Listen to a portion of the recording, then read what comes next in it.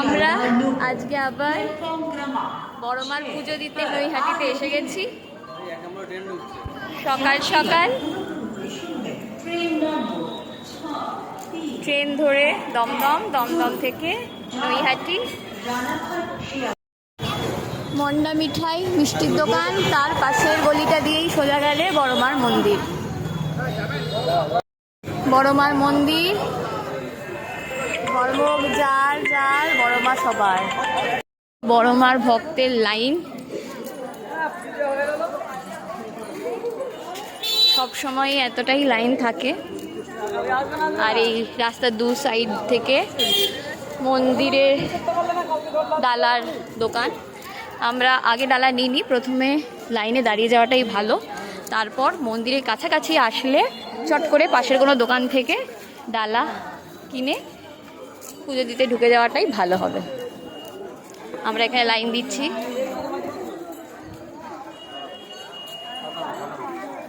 আমার টিপ দিচ্ছে শ্রী, দেখি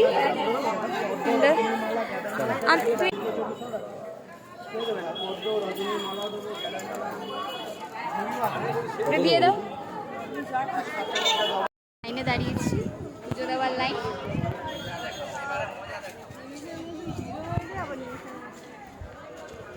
এই যে এখন ডালা নিয়ে দাঁড়িয়ে পড়েছি মন্দিরের সামনে।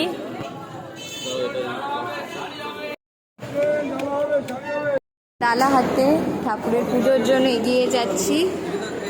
এখন এরকম লাইন করে দিয়েছে, ভিতরে মেন গেট দিয়ে ঢুকে মন্দিরে একটু লাইন করে করেই এগোতে হচ্ছে, কিন্তু লাইন খুব তাড়াতাড়ি এগোয়।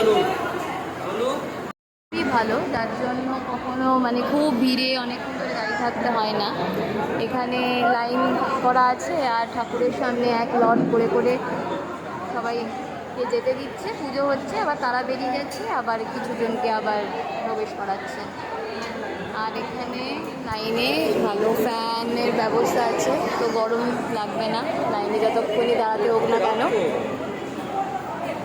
কিন্তু লাইন খুব তাড়াতাড়ি এগোয়। আগেরবারও এসেছি, অনেক তাড়াতাড়ি পুজো দিতে পেরেছি, এবারও তাই। মোটামুটি 1 ঘন্টা 1.5 ঘন্টার মধ্যে পুজো হয়ে যায়।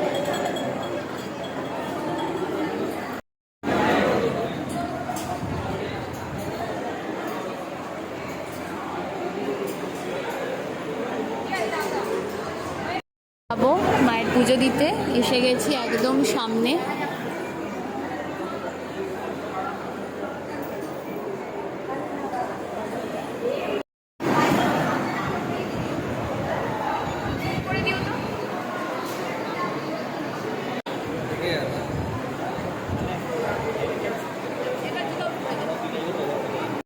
কমপ্লিট, আমাদের খুব ভালো পুজো হলো।